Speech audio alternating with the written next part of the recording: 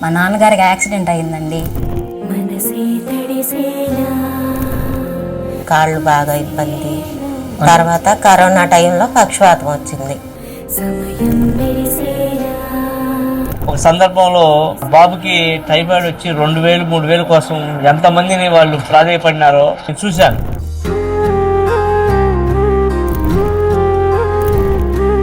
చాట్రాస్ రాజేష్ అండి నిన్న మా ఇంటికి వచ్చారు. పరిస్థితి చూసి మా నాన్నగారికి డబ్బు సాయం చేశారు, బియ్యం ఇచ్చారు. మీకేం జరిగినా నేను ఉన్నాను, నా ఫోన్ నెంబర్ ఇస్తాను, ఏ టైంలో ఎనీ టైం మీరు నాకు ఫోన్ చేయండి, నేను మీకు అందుబాటులో ఉంటానని భరోసా ఇచ్చారండి నాకు.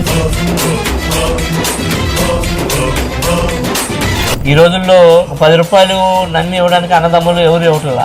అట్లాంటిది ఇంత ఖర్చు పెట్టుకొని రాజేష్ గారు ప్రతి కుటుంబాన్ని ప్రతి గడప దాడుతున్నాడు.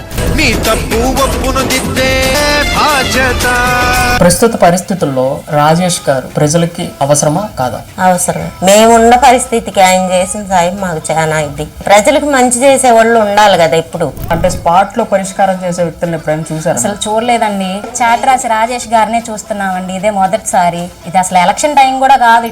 చాలా మంచివారండి ఆయన. ఇంటి సొంత అన్నలాగా అనిపించారండి.